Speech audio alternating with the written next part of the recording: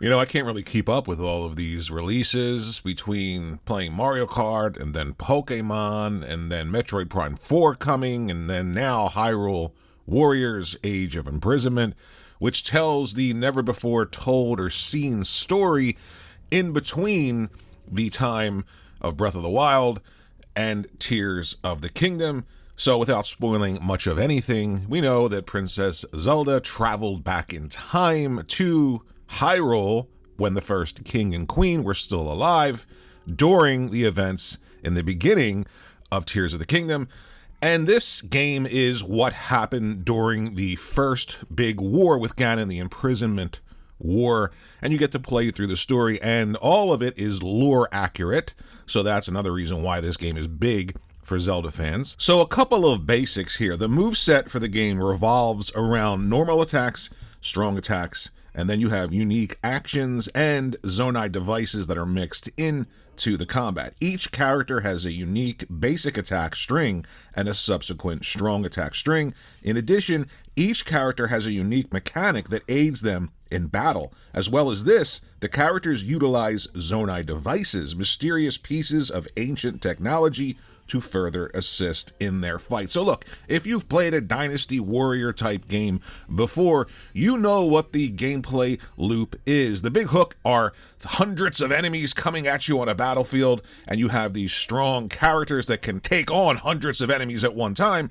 And the loop is just really, really fun, mixing and matching between characters, between skill sets, between story elements, all this stuff ties together.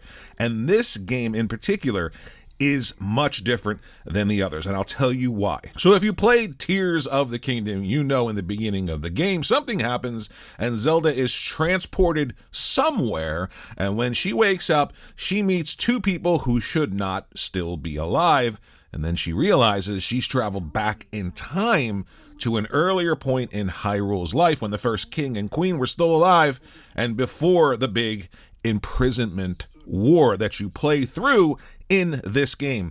Also, Nintendo has said that this is lore accurate, so all of the stuff happening here, all the characters that you meet, and how it ties back into the two mainline games, Breath of the Wild, Tears of the Kingdom, all of this is accurate to the story and the lore of The Legend of Zelda. So that in and of itself is a big draw for fans of the series. Let's talk about the presentation here, because I've noticed that, a lot of the games using the engine that Nintendo created for Breath of the Wild, Tears of the Kingdom, they're optimizing this, and it's gotten to the point where now this is an amazing looking art style.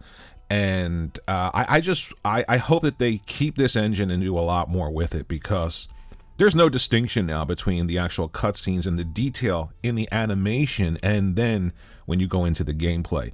And dare I say it, walking around here as Zelda in like a third-person action-adventure game with weapons that don't degrade or break, or any of those other things that are in the mainline Zelda games, it just feels like, it's a nice little break. I'm not saying I want those things to be replaced, because obviously the mainline Zelda games are hugely successful, but I feel like there's something here besides a Dynasty Warriors-esque Hyrule Warriors type of a game. I think in the future we may see some more spin-offs where characters are given their own smaller single-player action-adventure games. I think that would be cool, because there's something about this world and the presentation and moving through it as different characters besides Link. Obviously, the whole series is called Legend of Zelda, so it's always been about Zelda. She is the main protagonist in a game where the secondary protagonist is the playable character. But I do feel like there's something here. Now, I won't get into like the gameplay of this game, because if you played Hyrule Warriors before and Dynasty Warriors before, you know there's bunches of enemies coming at you. You're fighting them. You're mixing and matching. You're using spells. You're using basic attacks. You're switching between characters. There's team up abilities. There's all of that stuff in this game. I want to focus on the presentation, though. I want to focus on just how meticulous this is. You can tell, and I'm not saying that Nintendo in the past with the Hyrule Warrior games didn't have a heavy hand in the creation, because they're dealing with their characters. But this one, being lore accurate between Breath of the Wild, Tears of the Kingdom, it's obvious that they wanted to make sure that everything looked perfect, especially the cast of characters and the locations that you'll revisit from different perspectives in this game than you have in Tears of the Kingdom. And it is just such a huge draw for me, and I'm going to assume for a lot of other huge Nintendo fans and Legend of Zelda fans, to see this world from different points of view and to play this lore-accurate entry in Hyrule Warriors. For the history and the characters and the world building and the story and lore alone, this game is worth it. Gameplay is there. Having a great time. Let me know in the comments section what you think. Thanks for watching the video.